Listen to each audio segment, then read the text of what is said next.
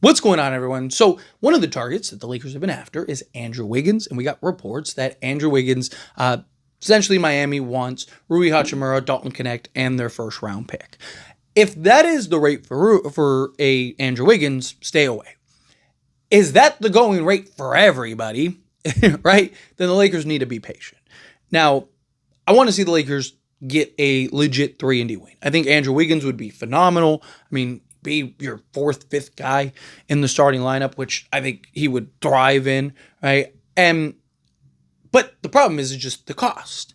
Right? I do think now that you have DeAndre Ayton, I do think it kind of takes pressure off of some of these trades and just the way that the Lakers roster is shaped up. A couple of things we got to keep in mind. One, we're 3 months away from training camp, roughly, give or take, right? So there's a lot of time to get trades done and free agency signings and all kinds of stuff. As much as we want everything to just get done immediately and then we can just kind of talk about it for the next 3 months, it's usually not how it works, right? Lakers will probably make moves and whatnot along the way, right? There's talks about the 7-team trade and all that stuff. We'll see what ends up happening. Like, everyone has their thoughts and opinions on how that is going to shape up. We'll wait and see how it plays out. But, Lakers are active in trying to trade for various players, backup center, which I do think would potentially be easier. The one spot that I do want the Lakers to kind of solve by training camp is the starting three, right? Whether it's Andrew Wiggins or somebody else, just because that's a guy that's going to be your starter.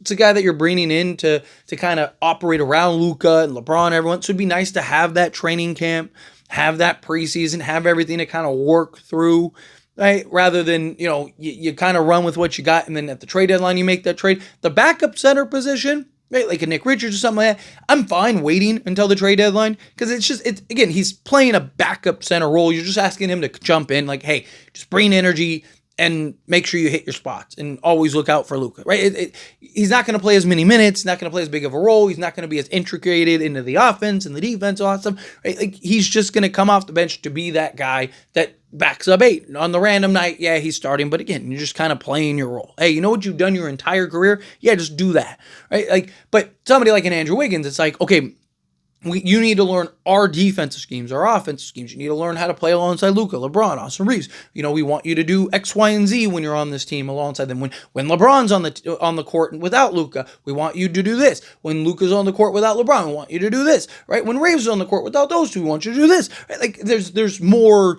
that needs to be kind of digested, right? But in the same breath, I also don't want the Lakers to force the issue.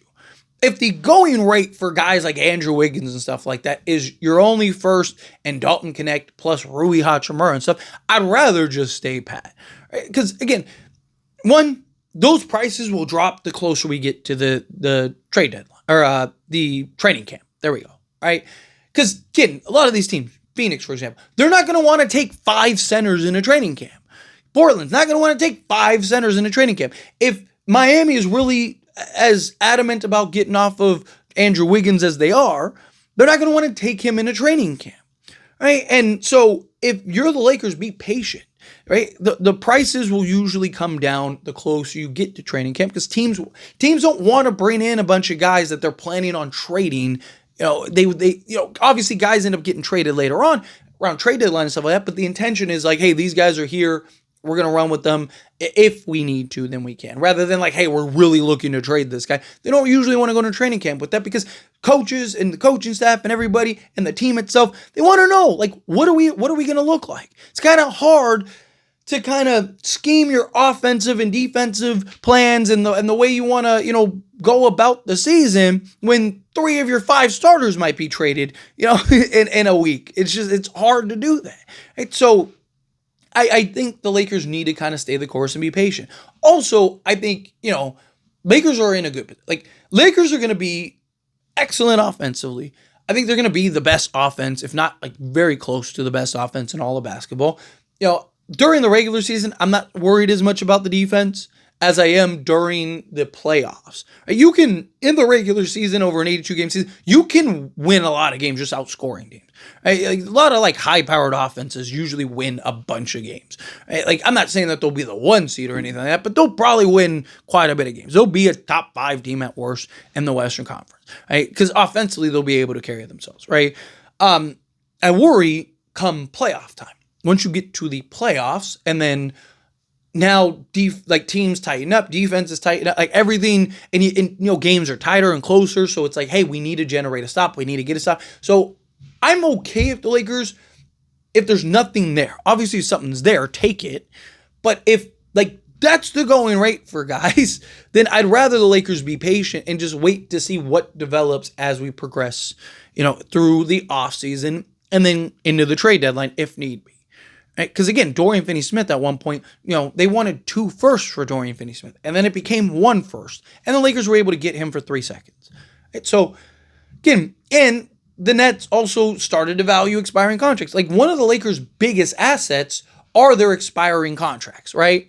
And so because their expiring contracts are so valuable, it's an appreciating asset though, right? It's an asset that over time will get better. It's an asset that over time teams will see and value more because they want to get off of guys. They want to get off of contracts. Like, all of a sudden, Miami is, a play-in team, and they're like, oh, we don't want to, we might as well just, unload Andrew Wiggins, right? So let's just bring in these guys, kind of evaluate them for half a season, and then we can take it from there. And then we at least get off Andrew Wiggins' contract so we can kind of retool this thing next season. All of a sudden, things start to change, right? The closer you get to the trade deadline, the more that teams start to, kind of have this feel of like, okay, like, we need to go in direction. You get teams that wanted to be good, that want to kind of reset in the offseason. You get teams that, don't want to be good, that end up being good, right? Guys did just better than they anticipated, right? And then and then you just got the natural kind of trades and like, hey, this guy just isn't working out for us. And then you got just the random frustration where